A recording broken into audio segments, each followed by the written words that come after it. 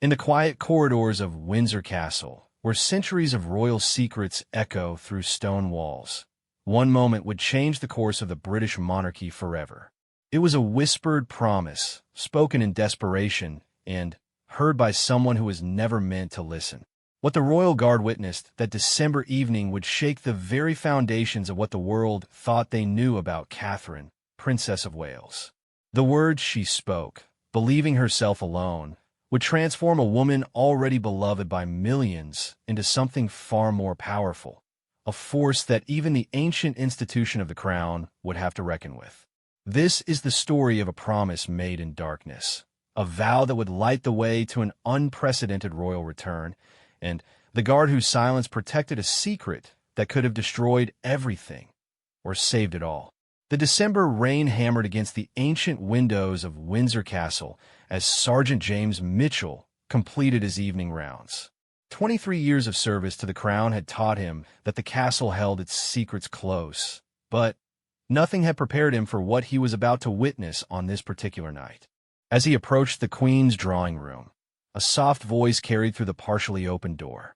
Mitchell's training dictated that he should announce his presence, but something in the tone made him pause.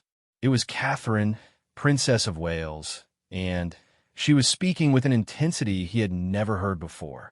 "I promise you, William, that I will return stronger than ever." Her voice trembled with emotion.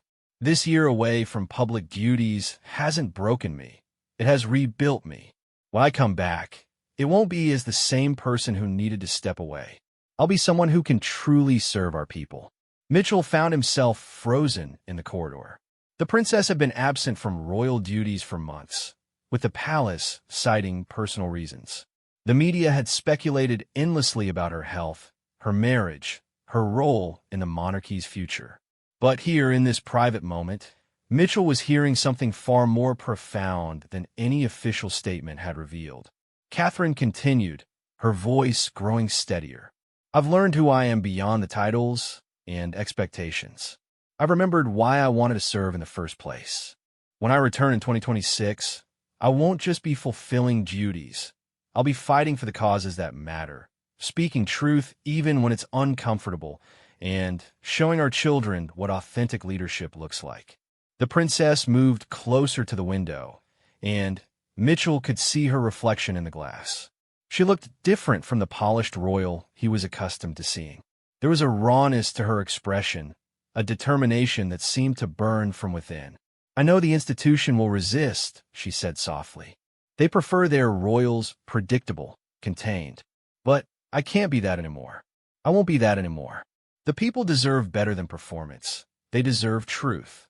Mitchell's radio crackled softly, and he quickly silenced it, but the sound was enough to alert the princess to his presence. Their eyes met through the doorway, and for a moment, time seemed suspended. Catherine's face registered surprise, then something like resignation. "Sergeant Mitchell," she said, stepping toward the door. "I imagine you heard more than you intended to." Mitchell straightened, his training taking over. "Your Royal Highness, I apologize for the intrusion. I was completing my rounds, and—" "Please," Catherine interrupted, her hand raised. "Don't apologize. Perhaps it's fitting that someone heard this. Someone who serves the crown, but isn't part of the machinery that sometimes forgets what service truly means." She studied his face carefully. Mitchell had been part of her security detail numerous times over the years. He had seen her laugh with children at hospital visits, comfort families at memorial services, and handle countless formal events with grace. But he had never seen this version of her, unguarded, fierce, and absolutely certain of her purpose. "You have a choice to make, Sergeant," Catherine continued. "You can report this conversation to your superiors, who will undoubtedly feel compelled to inform others within the palace hierarchy. Or you can understand that what you witnessed here was a person preparing to fulfill her duty in the truest sense of the word." Mitchell felt the weight of the moment. In his decades of service, he had protected many secrets, but they were usually about schedules, security protocols, or minor family disputes. This felt different. This felt like witnessing the birth of something that could change the monarchy itself. "Your Royal Highness," he said carefully, "I serve the crown and the people it represents. If what I heard suggests both will be served better by my discretion, then you have my word." Catherine smiled for the first time since he had interrupted her soliloquy. It was not the practiced smile he was used to seeing in photographs, but something genuine and grateful.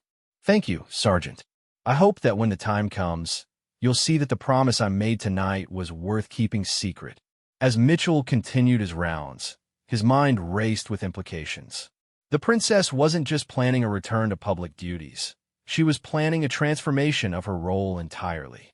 The woman he had served and protected for years was preparing to become someone new, someone who might challenge everything the palace thought it knew about royal protocol. The rain continued to fall as Mitchell completed his circuit of the castle.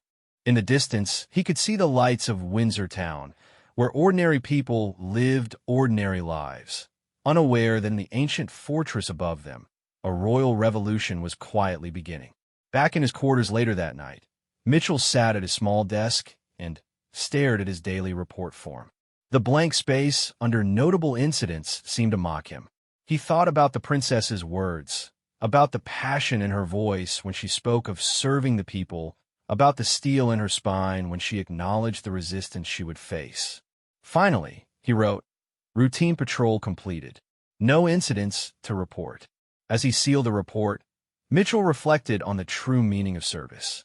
Sometimes protecting the crown meant protecting it from itself, from its own tendency toward caution and control. If Catherine was preparing to transform her role to better serve the people, then perhaps his role was to give her the space to do it. The secret was safe with him. The promise he had witnessed would remain between the princess, the rain-swept stones of Windsor Castle, and a guard who understood that some revolutions begin with a whisper in an empty room. Outside, the storm was beginning to pass, and through his window, Mitchell could see the first hint of dawn breaking over the Thames. Change was coming to the monarchy, and he had been chosen, perhaps by chance, perhaps by fate, to be its first witness and guardian. The princess had made her vow. Now the question was whether the institution she served would be ready for the woman she was becoming. 3 months had passed since that December night, and Sergeant Mitchell found himself watching the Princess of Wales with new eyes. The official line remained unchanged. Catherine was taking extended time away from public duties for personal reasons. But Mitchell, privileged with the knowledge of her true intentions, could see the subtle signs of preparation that others missed.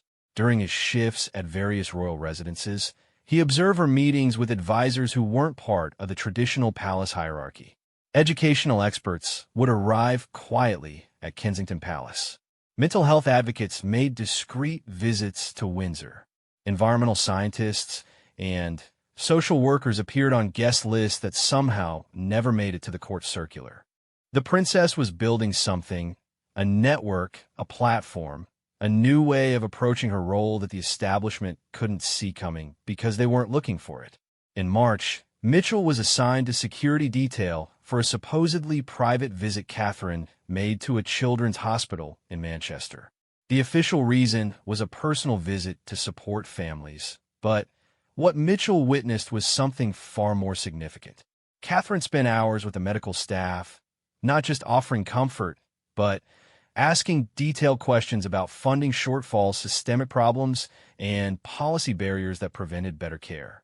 She took notes, not for press releases or photo opportunities, but genuine research notes that she guarded carefully. During a quiet moment, Dr. Sarah Chun, the hospital's chief pediatrician, approached the princess in the hospital's small garden. Mitchell, positioned nearby for security, couldn't help but overhear their conversation.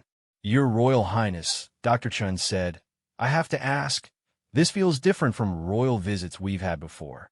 You're asking questions that suggest you're planning something beyond awareness raising." Catherine looked around carefully before responding. "Dr. Chun, what if I told you that in less than a year, I'll be in a position to do more than just shine light on problems? What if I could actually help solve them?" "I would ask what's changed," the doctor replied honestly. "What's changed?" Catherine said, her voice carrying that same steel Mitchell had heard that night at Windsor, is that I've realized the difference between being a symbol and being a force for change. When I return to public duties, I intend to be the latter. Dr. Chin studied her carefully. That sounds like you're planning to challenge some very established ways of doing things. Established doesn't always mean effective, Catherine replied.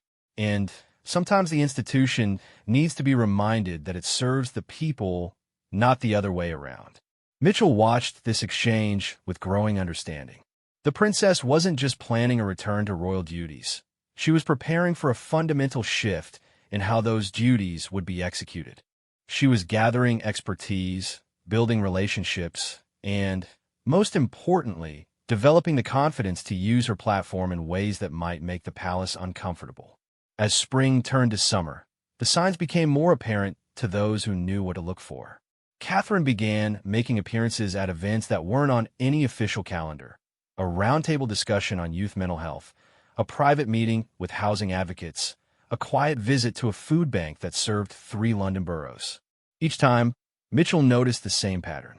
The princess would listen intently, ask probing questions, and leave with contact information and follow-up commitments that had nothing to do with traditional royal patronage and everything to do with practical action. In July, while providing security for a family gathering at Balmoral, Mitchell overheard a tense conversation between Catherine and several senior palace officials. Hidden in an alcove while they met in the library, he listened as the private secretary to the Prince of Wales expressed concerns about the princess's unconventional approach to her temporary sabbatical. "Your Royal Highness," the official said, "there are reports of visits and meetings that weren't coordinated through proper channels. The palace is concerned about mixed messages and protocol breaches." Catherine's response was measured but firm. "I'm sorry that my preparation for resumed duties has caused confusion. Perhaps the issue isn't my approach, but rather an institutional assumption that royalty should only engage with problems superficially. The monarchy has survived for centuries by understanding its role and staying within appropriate boundaries." Another voice chimed in. Mitchell recognized it as belonging to the deputy private secretary. "And how well has that served the people recently?" Catherine asked pointedly. "When families are losing their homes, when children are facing mental health crises, when communities are struggling with basic services, is our role really to wave from cars and cut ribbons?" The silence that followed was heavy. Finally, the princess continued. "When I return to public duties, I will respect the institution and my position within it. But I will not pretend that respect means ineffectiveness. The Crown's greatest strength has always been its ability to evolve." Mitchell heard chairs scraping as the meeting ended.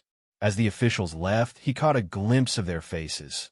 Confusion mixed with concern, the expressions of people who suddenly realized that their assumptions about a familiar situation might be completely wrong. That evening, while conducting his final rounds, Mitchell encountered the princess walking alone in the castle's gardens. The Scottish Highlands stretched beyond the estate, and in the fading light, she looked like someone drawing strength from the landscape itself. "Sergeant Mitchell," she said, noticing his approach. "We seem to keep finding ourselves in these quiet moments." "Your Royal Highness," he replied, then hesitated before adding, "If I may say so, it seems the quiet moments are when the most important things happen." Catherine smiled. "You've been watching more carefully than others realize, haven't you?" Mitchell chose his words carefully. "I've been doing my job, which includes understanding the people I'm charged with protecting. And I believe what I'm seeing is someone preparing to protect others." "The palace thinks I'm being reckless," Catherine said, looking out over the moors. "They want predictability, controllability. They want the return of someone who will smile, support charities, and never ask why the charities are needed in the first place." "And what do you want, Your Royal Highness?" Catherine turned to face him fully. "I want to matter, Sergeant, not as a symbol or a pretty face on a postage stamp, but as someone who uses the incredible privilege of this position to create real change. I want my children to see their mother as someone who fought for justice, not just someone who looked nice doing it." The conviction in her voice reminded Mitchell of that night in December, when he first heard her make her vow. But now, months of preparation and growing confidence had transformed that desperate promise into something resembling a battle plan. "The year away has been a gift," she continued. "It's given me time to understand what's broken and how it might be fixed. It's shown me that the British people don't need another princess. They need an advocate." As they walked back toward the castle, Mitchell realized he was witnessing something unprecedented in modern royal history. The Princess of Wales wasn't just preparing to return to her role. She was preparing to redefine it entirely. And if the reaction from palace officials was any indication, the institution that had shaped her was about to discover that she intended to shape it in return. The summer was ending, and autumn would bring new challenges. But Mitchell had no doubt that the woman walking beside him was ready for whatever resistance she might face. The promise she had made in the darkness of a December night was becoming something much more powerful in the light of her growing determination. The revolution was no longer just a whisper. It was becoming a voice, clear and strong, preparing to speak truth to power in ways the monarchy had never heard before. January 2026 arrived with an unusual energy at Kensington Palace.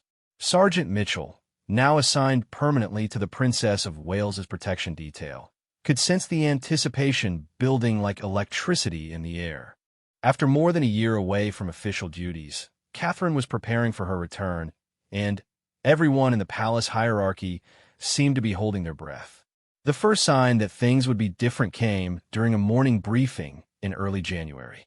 Instead of the usual discussion about ribbon-cutting ceremonies and charity galas, Catherine presented her team with a comprehensive plan that made even seasoned royal staff sit up and take notice. "I want to establish regular, monthly visits to different communities across Britain," she announced, her voice carrying the authority that Mitchell had watched her develop over the past year. "Not ceremonial visits, but working sessions where we identify problems and create actionable solutions." Sir Edward Thornton, the Prince of Wales's private secretary, shifted uncomfortably in his chair. "Your Royal Highness, while community engagement is certainly valuable, the palace has concerns about expectations and precedent. Royal visits traditionally focus on celebration and recognition rather than problem-solving." Catherine's response was swift and sure. "Then perhaps it's time our traditions evolved to meet the needs of the people we serve." Mitchell, positioned by the door, watched as the room's dynamic shifted. This wasn't the deferential princess they had worked with before. This was someone who had spent a year preparing for exactly this moment. Lady Margaret Ashford, the deputy private secretary, tried a different approach. "Your Royal Highness, there are constitutional considerations. The monarchy's role is to remain above political issues, and direct involvement in problem-solving could be seen as overstepping." Catherine leaned forward, her expression calm but determined. "Lady Ashford, when children are going hungry in one of the world's wealthiest nations, that's not a political issue. It's a human one. When families are choosing between heating and eating, that's not politics. It's a crisis that demands action from those with the privilege to act." The silence that followed was profound. Mitchell had witnessed many royal briefings over the years, but none where a member of the family had so directly challenged the established approach to their role. Dr. James Crawford, Catherine's new communications director, someone she had personally recruited during her time away, spoke up for the first time. "Your Royal Highness, we've prepared detailed proposals for each initiative, including legal reviews and precedent analysis. Everything we're suggesting works within constitutional boundaries while maximizing positive impact." Mitchell noticed the subtle but significant shift in dynamics. Catherine had surrounded herself with advisors who shared her vision rather than those committed to maintaining the status quo. Over the following weeks, as Catherine's official return approached, Mitchell watched her navigate increasingly tense conversations with senior palace officials. The establishment was beginning to understand that their assumption about her return, that time away would make her more grateful for and compliant with traditional expectations, had been completely wrong. In February, during a particularly heated meeting that Mitchell overheard while stationed outside the Prince of Wales's study. The full scope of the conflict became clear. "Catherine," William's voice carried a tone of frustration that Mitchell had never heard before. "The palace is in crisis mode. They're saying you're planning to undermine centuries of constitutional tradition." "I'm planning to honor centuries of service tradition," Catherine replied firmly. "The monarchy has always been strongest when it evolves to meet the needs of its time. Right now, our people need advocacy, not just ceremony." "But the risks," William began. "The risks of action or the risks of irrelevance?" Catherine interrupted. "Because I've spent a year learning what ordinary families are facing, and our greatest risk isn't controversy. It's becoming so disconnected from reality that we lose any meaningful purpose." Mitchell heard papers rustling. Then, William's voice again, quieter now. "The Queen is concerned. She's asking for a private meeting." "I welcome it," Catherine said immediately. "I have nothing to hide and everything to explain." The meeting with Queen Camilla took place in early March at Windsor Castle, in the same drawing room where Mitchell had first overheard Catherine's vow. This time, he was stationed directly outside, officially part of the security detail, but positioned to intervene if needed, though he suspected the only intervention required might be protecting the Queen from some uncomfortable truths. The conversation lasted nearly 3 hours. When it ended, both women emerged looking thoughtful rather than confrontational. Queen Camilla paused as she passed Mitchell, her expression unreadable. "Sergeant Mitchell," she said quietly, "I imagine your position gives you unique insights into the changes we're all navigating." Mitchell chose his response carefully.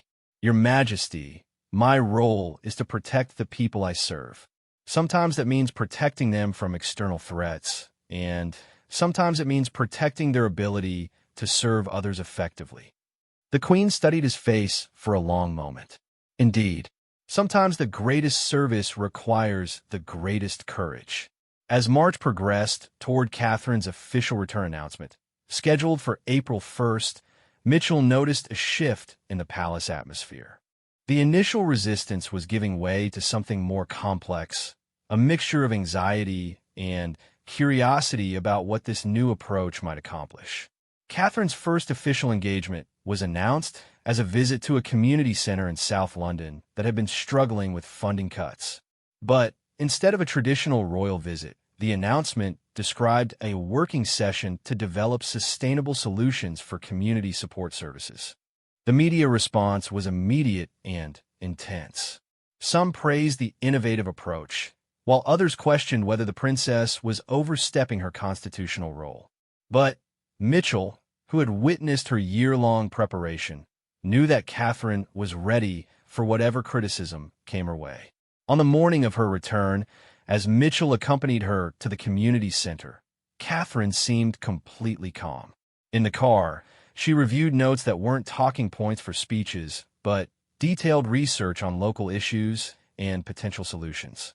"Nervous, Your Royal Highness?" Mitchell asked during a quiet moment. Catherine looked up from her notes and smiled, the same genuine smile he had seen that night in December when she thanked him for his discretion. "Sergeant Mitchell, I've never been more certain of anything in my life." The visit exceeded even Catherine's optimistic expectations. Instead of the usual carefully choreographed royal engagement, she spent hours in genuine dialogue with community members, local officials, and service providers. She asked detailed questions, took extensive notes, and by the end of the day had committed to specific follow-up actions that went far beyond traditional royal patronage. Most remarkably, she ended the visit by announcing the establishment of a new foundation that would work directly with communities to implement practical solutions to local problems. The foundation would be funded through her existing charitable work, but would operate with unprecedented transparency and accountability. That evening, back at Kensington Palace, Catherine found Mitchell completing his security reports in the small office adjacent to her private quarters. "Sergeant Mitchell," she said, "I wanted to thank you personally for your discretion during this transition. I know it hasn't always been easy to navigate the competing expectations." Mitchell set down his pen and looked at her directly. "Your Royal Highness, if I may say so, what I witnessed today was exactly what you promised that night at Windsor. You've kept your vow." Catherine's expression grew thoughtful. The vow was the easy part. Now comes the real work, proving that the monarchy can be both respectful of tradition and responsive to current needs. As Mitchell watched her walk toward her private office, where she would spend the evening following up on commitments made during the day's visit, he reflected on the extraordinary transformation he had witnessed. The woman who had whispered a desperate promise in a dark castle room had become someone who could challenge centuries of institutional thinking while maintaining the dignity and effectiveness of her role. The Princess of Wales had returned, but she had returned as something new, not just a royal, but a revolutionary working within the system to transform it from the inside. And Mitchell, the guard who had kept her secret, had become the first witness to what might be remembered as the moment the British monarchy discovered how to matter again in the 21st century. The promise had been kept. The revolution had begun. And the quiet guard who had heard it all start with a whisper now watched as it grew into a voice that could no longer be ignored.